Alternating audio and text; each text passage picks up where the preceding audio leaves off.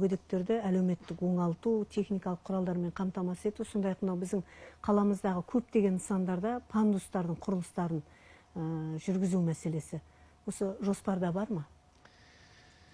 Жалпы биыл біз мүгедектерді мына құралдарменен қамтамасыз ету, тиісті құралдарменен қамтамасыз етуге байланысты толық негізде қаражаттарымыз бөлінбеді.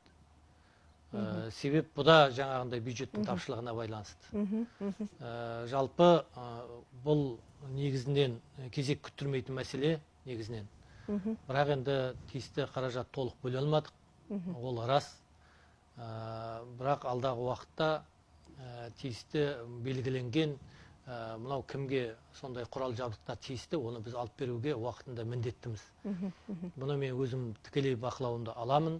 Менің арнайы осы мүгедектердің жаңағы жай күйлеріне байланысты мен арнайы кеңесшім бар.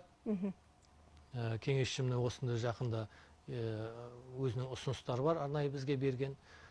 Толық қамтамасыз етуге алдағы бюджеттерімізде бұны жоспарлаймыз.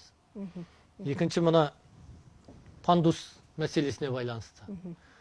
Бұл енді біраздан көтеріліп жатқан мәселе. Түсінгендері көпшілігі нысандарға орнатылған пандустарды. Руслан дейтін бауырымыз бар, әлеуметтік желіде белсенді, мен оны естіп отырмын, көріп отырмын. Біраз жерлерде мәселелер бар. Енді оны біз жаңағы арнайы қаражат қоюымыз керек. Бұған жаңағы жобалық сметалық құжаттар жасақтауымыз керек. Жобалық сметалық құжаттарды жасақтағаннан кейін тиісті жаңағы жоспарларды іске асыруымыз керек. Бұған арнайы бағдарлама қабылдауымыз керек. Сол бағдарламаға сәйкесті бұл біздің жаңағы мүгедек жандарға барлық жаңағы орындар мүмкін болу керек баруға. Оны жоспарымен іске асырамыз. Оны жасақтаймыз, мүмкіндік бар.